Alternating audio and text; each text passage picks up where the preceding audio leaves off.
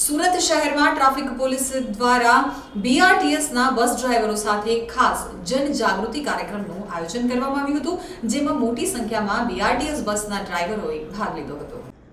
સુરતમાં national road safety month 2025 અંતર્ગત traffic police દ્વારા વિવિધ જનજાગૃતિના કાર્યક્રમો હાથ ધરવામાં આવી રહ્યા છે, જેના ભાગરૂપે વર્ષ દરમિયાન સૌથી ઓછા ફેટલ એક્સિડન્ટ થાય તે માટે જાગૃતિના ભાગરૂપે વિવિધ કાર્યક્રમોનું આ માસ દરમિયાન આયોજન કરવામાં આવ્યું છે. જેના ભાગરૂપે આજે સુરત શહેરમાં ટ્રાફિક એસીપી સહિતના ઉચ્ચ અધિકારીઓ દ્વારા બીઆરટીએસ બસ ચાલકો અને અધિકારીઓ સાથે સંવાદનું આયોજન કરી અને ટ્રાફિકના નિયમોની સમજ આપવામાં આવી હતી.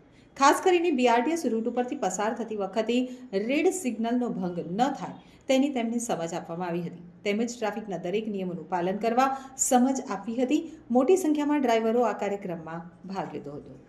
નેશનલ રોડ સેફટી મંથ 2025 અંતર્ગત સુરત શહેર ટ્રાફિક પોલીસ દ્વારા બીઆરટીએસ ડેપો પર આવીને બીઆરટીએસના જે ડ્રાઈવરો છે એની સાથે અને એમના જે અધિકારી છે એમની સાથે એક સંવાદનું આયોજન કરવામાં આવેલ છે. આજે તેઓની સાથે ટ્રાફિકને લગતા જે કંઈ નિયમો છે એની એમને સમજ આપવામાં આવી છે. ખાસ કરીને બીઆરટીએસ રૂટ પરથી પસાર થતી વખતે રેડ સિગ્નલનો ભંગ ન થાય એની એમને સમજ કરવામાં આવી છે, તેમજ ટ્રાફિકના દરેક નિયમોનું પાલન કરવા પણ એમને સમજ કરવામાં આવી છે.